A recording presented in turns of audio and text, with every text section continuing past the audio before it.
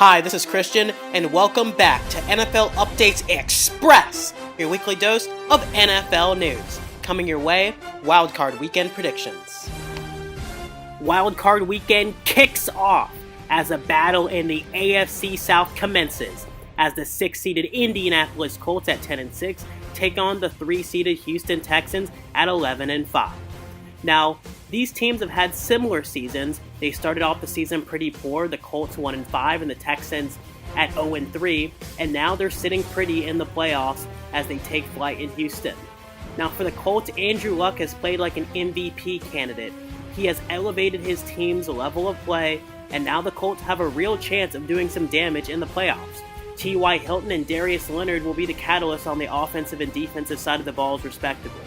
Now for the Texans, their rushing attack is pretty potent with Lamar Miller, even though I'm not such a big fan on him, but I really love the quarterback here, Deshaun Watson. He just has a knack of making big plays, and he's a big-time player. We already know that at Clemson, and now in his first playoff start, we should get to see what he's all about. Bill O'Brien has done an amazing job with this Houston Texans team. They've had some pretty bad quarterbacks, but now they have a quarterback that can do some damage in the playoffs. And with a strong defense headlined by Tyrann Mathieu, the safety, and of course the two pass rushers in J.J. Watt and Jadeveon Clowney, this game should be a back-and-forth contest. Now I've debated who's going to win this game. I ultimately think it comes down to the Colts defense. The Texans are the more balanced team, but the Colts have the better offense in my opinion, and if the Colts defense can show up, then I really think Indy can pull this thing off, even being the 6th seed and going to be on their second consecutive road game in the division. Now the Colts, they're the hottest team I think in the NFL, and Andrew Luck, when he's at his best, this team is tough to beat. But the Texans, I think they're just as good. They've won 11 out of their last 13, so it's not like they're coming in on a whimper either. Now, I really think for the Texans, their running game is strong. Deshaun Watson's going to have to make some scrambles and get past the defense. But DeAndre Hopkins is going to have to make big plays. And if he does that, well, I think the Houston Texans are going to handle the Colts and narrowly get a win. But wait, it's going to be tough because the last two matchups are evenly matched. We saw the Colts come into Houston 24-21 in saving their season, and then earlier in the year, it was a 37-34 win for the Texans in Indianapolis in overtime. So it's going to be pretty close, but give me the Texans at home in a must-win situation.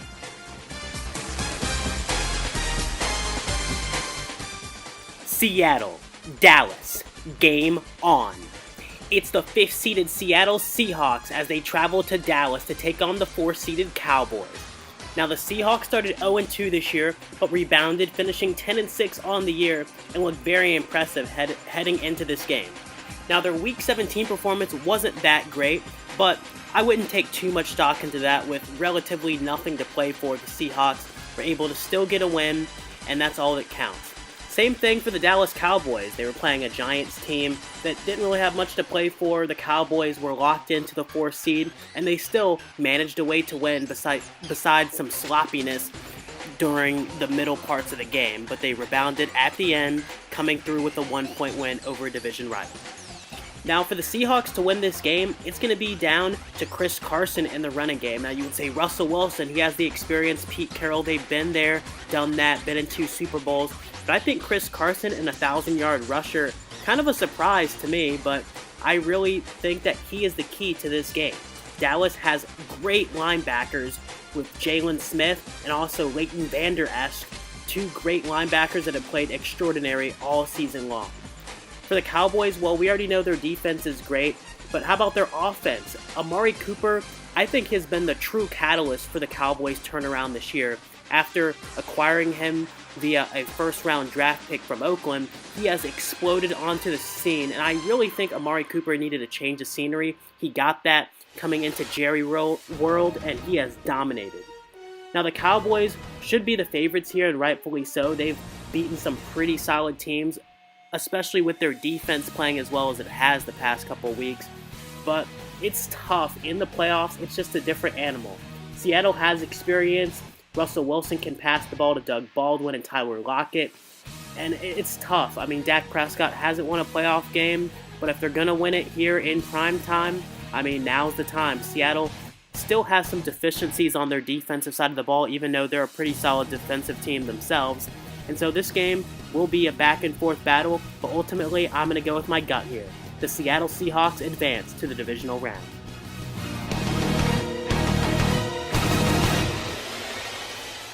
I think we're seeing a theme here. Defense on wildcard weekend, and it shouldn't be any difference as the Los Angeles Chargers, the 5th seed, travel to Baltimore to take on the 4th-seeded Ravens.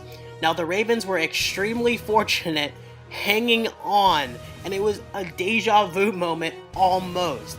4th and 10, the season on the line, but this time it was different, and a little bit of poetic justice. This time CJ Mosley grabs the interception off of Baker Mayfield, sending the Ravens to the playoffs and giving Eric Weddle his $1 million incentive.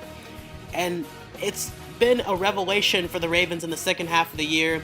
They started off 4-5, looking like they're a team going to finish 8-8 or 7-9 and kind of fizzle out, and maybe their head coach Harbaugh gets fired. But the Ravens turned it around. They benched Joe Flacco, Lamar Jackson got his shot, and the Ravens haven't looked back since.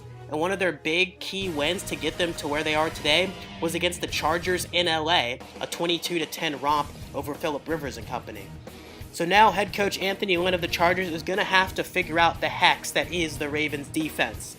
Now the Ravens, we already know that they have a top 3 defense in my mind, and it's going to be tough to solve them. The Chargers offense hasn't been that sharp in the past 2 weeks. Obviously, we already talked about the Chargers losing to the Ravens, but also they did beat the Broncos in Week 17, but it wasn't a pretty game at all, a 23-9 game, and it was a lot closer than the score indicated.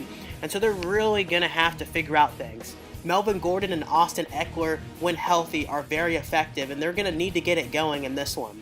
It's going to be tough, but if they don't show up, it's going to be a long day, and the Ravens could actually blow them out. Now, the Ravens aren't a flashy team, especially in the passing game, but Lamar Jackson can make big plays in the running game. You cannot let him break containment. But I'm sure Joey Bosa and Melvin Ingram, their 2 big pass rushers, will make sure of that.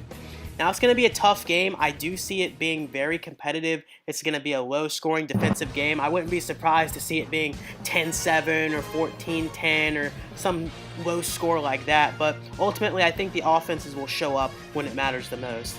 And it's a tough game. I originally had the Chargers winning this, but I can't go away from defense and the home team playing as strong as they have all season long. So ultimately, I'm going to go with John Harbaugh and the Baltimore Ravens to get the job done at home.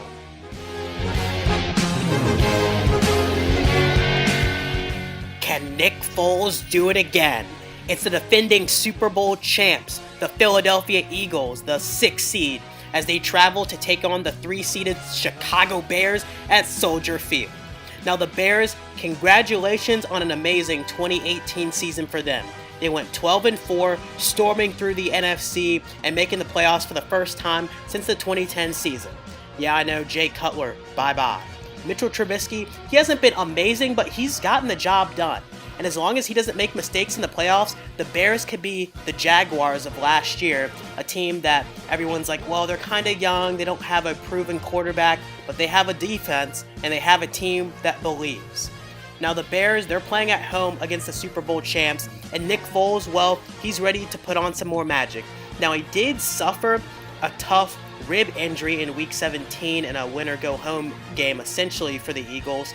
And I mean, it's going to be tough, especially in the cold weather of Chicago, Khalil Mack, Akeem Hicks coming after you, and if he takes a couple shots to those sore ribs, it could be game over for Philadelphia.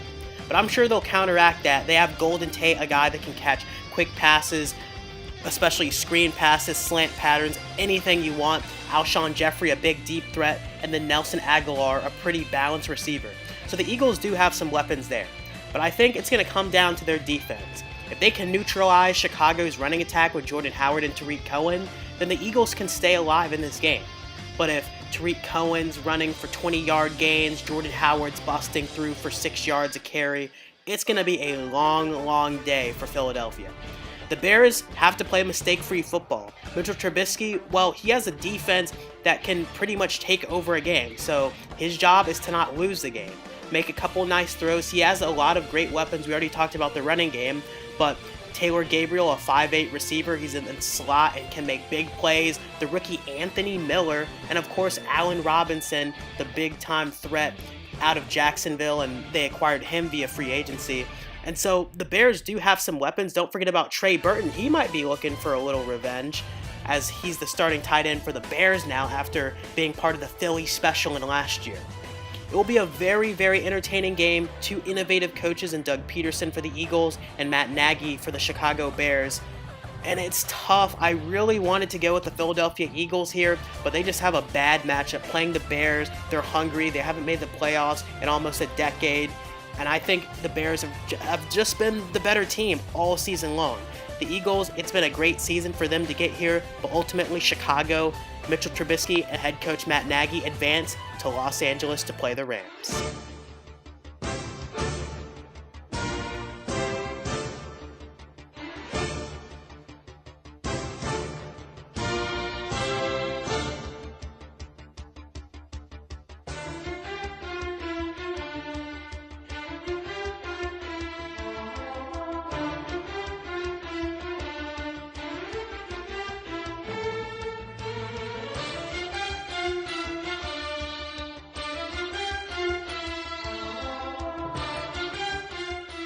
Who can sneak their way into the Super Bowl? Well, a lot of people talk about quarterback Nick Foles of the Eagles, and rightfully so, but I have a team from the NFC and the team from the AFC that can sneak their way into the Super Bowl. My NFC team, the Chicago Bears. They have a great defense and an offense that is innovative and can get the job done, especially on the ground. That's what you need to win in the playoffs. The Bears, I feel like, are this version of the Jacksonville Jaguars from last year, and so maybe they can emulate the same success that the Jags did last year. Now for the AFC, it's another defensive team in the Baltimore Ravens. Now they don't win flashy, but they win, and that's what matters. Lamar Jackson, he needs to improve his passing as the playoffs go on for however long the Ravens stay in the playoffs. And if he can do that, elevate his play in addition to attack on the ground game, then who knows, the Ravens can make a surprise push all the way to Atlanta for the Super Bowl.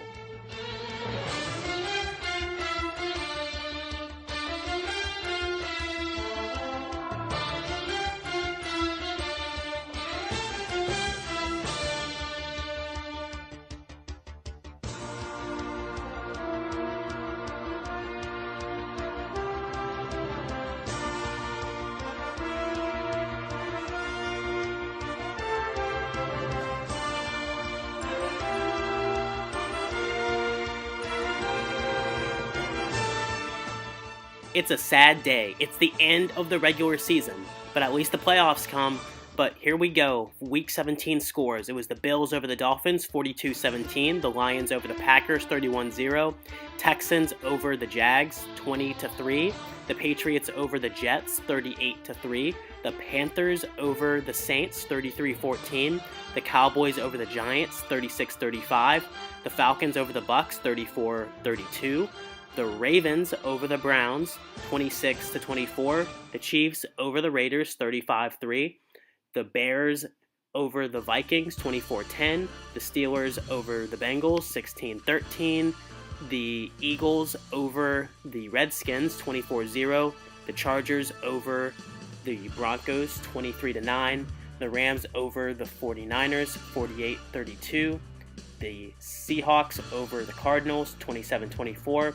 And the last game of the regular season, the Colts over the Titans, 33-17.